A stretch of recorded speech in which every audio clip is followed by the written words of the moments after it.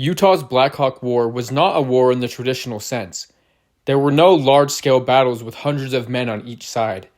Rather, it was a series of an estimated 150 skirmishes, ambushes, cattle raids, and small battles taking place between 1865 and 1872, between Mormon settlers and various bands of Native Americans. The man this conflict is named after, Antonga, or Black Hawk, was a Timpanogos man born in 1830. But today's story is not about Black Hawk, but rather his father, a man named Sanpitch. The birth date of Sanpitch is unknown, but he was already a grown man when the Mormons arrived in Utah in 1847.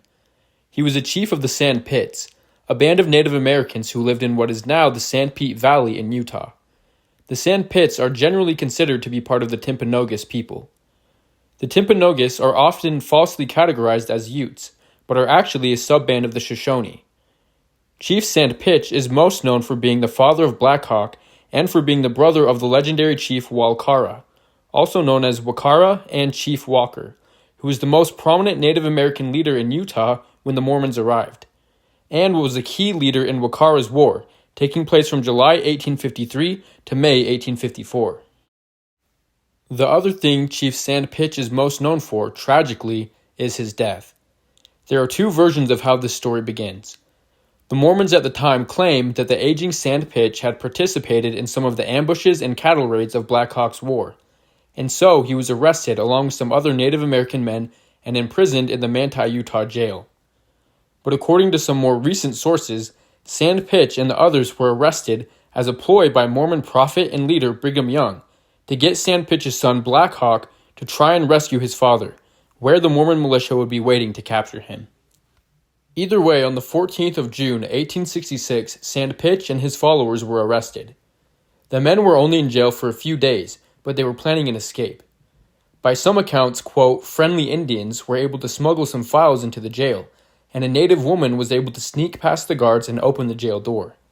Sanpitch and his men were free, and they made a break for it, but someone from the town saw this and alerted the guards, who immediately gave chase. Chief Sanpitch was shot, but was able to continue running. A native man named Akawakets was running for his life as bullets flew by. He made it to a pile of rocks when a Mormon man named Andrew Van Buren caught up to him and brought him to his knees.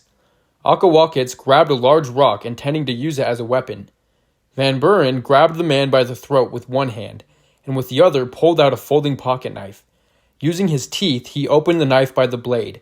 He then cut Akawakets' throat. Another Mormon man, W.A. Cox, was searching in the dark.